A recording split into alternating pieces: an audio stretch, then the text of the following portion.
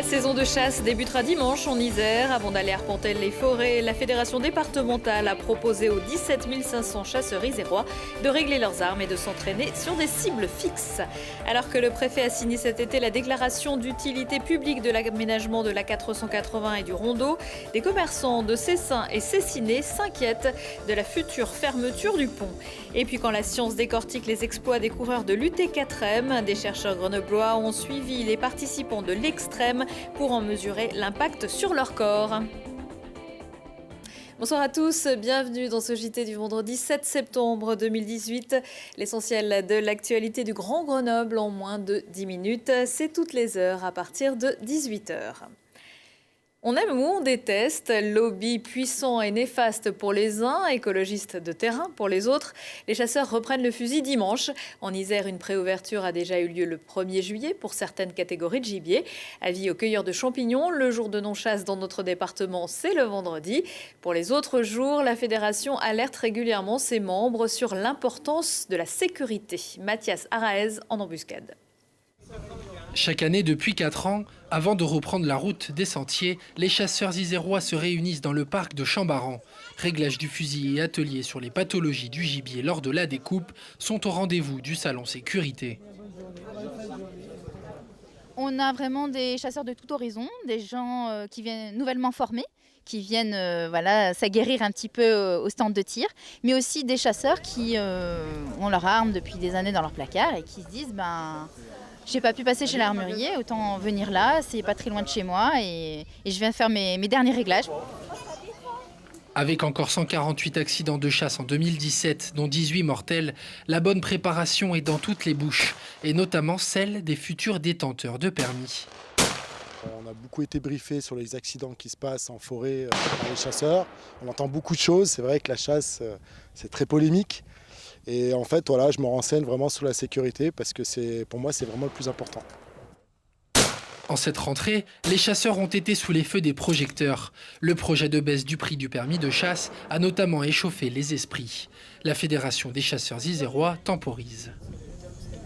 Je pense qu'il ne faut pas qu'on voit les chasseurs que seulement comme des gens qui tuent des animaux. Il y a tout un système de protection, de comptage qui permet de préserver certaines espèces et qui permet aussi dans certains secteurs de ne pas chasser si les populations sont pas assez importantes. En 2017, la France comptabilisait 1,2 million de chasseurs, ce qui en fait le premier pays européen. 17 000 d'entre eux sont isérois.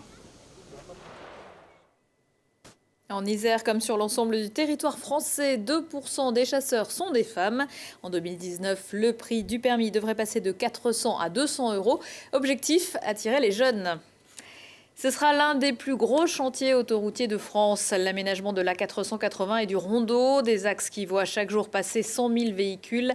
L'État, le département, la métropole et l'AREA se sont mis d'accord pour un passage à 2 fois 3 voies, le réaménagement des diffuseurs Martyr et Catane et une tranchée couverte pour le Rondeau. Les travaux pour cette dernière devraient durer de 6 mois à 1 an et fermer le pont à la circulation. Les entrepreneurs des Cessins et Cessiné, qui comprennent bien l'utilité de ce projet, ont néanmoins déplié une banderole sur le rond-point d'entrée de la zone d'activité pour demander un peu plus de concertation à la DREAL, la Direction régionale de l'environnement, de l'aménagement et du logement. Environ 400 entreprises seraient concernées.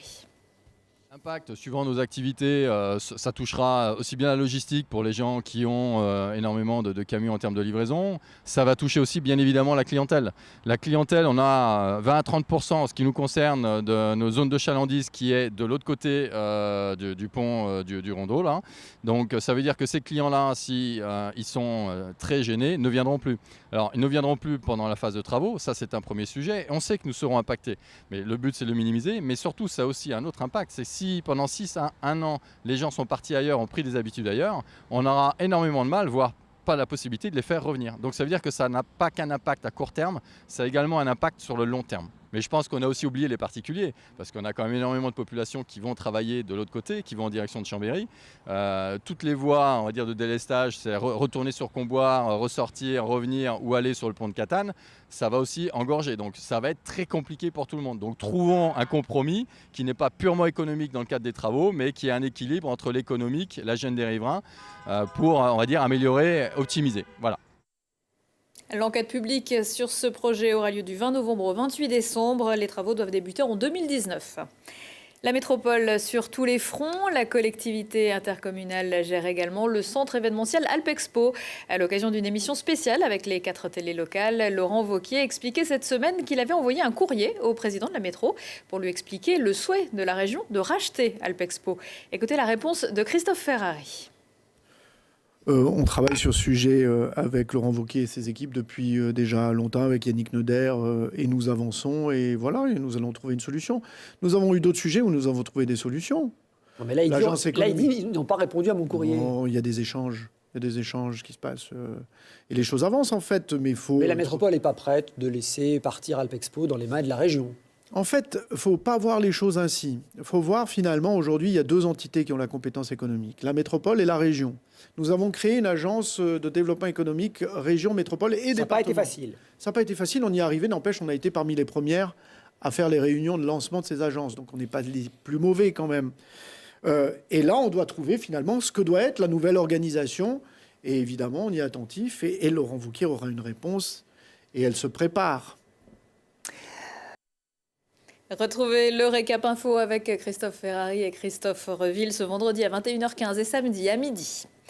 Contrairement à d'autres grandes villes dans le monde, Grenoble n'aura pas sa marche pour le climat ce samedi. Mais un pique-nique zéro déchet sera organisé à partir de midi sur la place de Verdun. On n'est pas des cobayes. Suite et fin de notre diptyque sur l'UT4M qui s'est déroulé du 22 au 26 août. Pour la première fois, l'Ultra-Tour des 4 massifs grenoblois a accueilli des chercheurs de l'Université Grenoble-Alpes pour un projet de recherche portant sur la fatigue et la récupération de ces coureurs de l'extrême. Mathias Arez. Quitte à vider totalement sa batterie sur l'un des parcours de l'UT4M, autant faire avancer la science. Avec plus de 80 participants, un laboratoire délocalisé sur la course mène une expérience sur la fatigue dans des conditions extrêmes. On est dans l'innovation, l'UT4M c'est l'innovation, et à travers ce labo, on continue d'œuvrer dans l'innovation, dans la recherche, dans le développement des connaissances, grâce à l'aide de tous ces chercheurs. Stéphane Poirot, 49 ans, fait partie des cobayes. Après 41 heures de course dans la catégorie extrême, le Grenoblois ne mesure pas vraiment l'impact de l'effort sur son corps. Dès qu'on s'arrête de courir, finalement, tout s'arrête. Le corps se met au repos et là, j'ai aucune douleur musculaire en fait. Ça, simplement au niveau des pieds, parce que j'ai les pieds qui ont beaucoup souffert et beaucoup de fatigue, puisque j'ai pas dormi depuis 2 jours. Tout de suite après avoir passé la ligne, le constat est le même sur tous les coureurs. Importante fatigue musculaire mais aussi centrale, soit la capacité du cerveau à commander les muscles. 24 heures plus tard, nous retrouvons Stéphane à l'hôpital Sud pour de nouveaux tests. On s'attend à ce qu'il faille à peu près une quinzaine de jours au moins pour, au niveau neuromusculaire en particulier, retrouver une fonction normale, sachant qu'il y a d'autres aspects de la fatigue qui mettent probablement encore plus de semaines à récupérer. Les conclusions finales de l'expérimentation seront affinées avec des rendez-vous dans les semaines qui suivent. Ce qui est sûr, c'est que pour une récupération totale entre 2 efforts de ce niveau, il faut compter 6 à 8 semaines. Et pour mesurer les effets de l'altitude sur le corps, des chercheurs du même laboratoire hypoxie-physiopathologie se rendront en 2019 à la Rinconada, au Pérou, la ville la plus haute du monde, à plus de 5000 mètres d'altitude. On n'est pas bien là. Le FCG jouera ce dimanche midi et un 2e match consécutif à la maison pour cette journée de top 14. Grenoble accueillera Pau. Les Isérois n'ont marqué qu'un point depuis le début de la saison. Pourtant, le jeu et l'état d'esprit sont là. L'objectif après 2 défaites à La Rochelle et contre Toulouse le week-end dernier, c'est bien sûr de gagner. Le staff du FCG est par ailleurs nommé pour la 13e nuit du rugby dans la catégorie meilleur staff de Pro D2. Verdict le 24 septembre. Les Brûleurs de Loup retrouveront la Ligue Magnus demain samedi à la grande joie de leurs supporters. Ce premier match de la saison, mais qui comptera avec un peu d'avance pour la 13e journée du championnat, se jouera à la maison à Pôle Sud. Grenoble recevra Chamonix, maintenu de justesse. Ce sera l'occasion de revoir sur la glace Teddy Trabichet, contraint au repos forcé pendant 1 an suite à une double commotion cérébrale, mais aussi de voir les internationaux Damien Fleury et Teddy Dacosta. Attention, le coup d'envoi de ce match sera donné à 17h.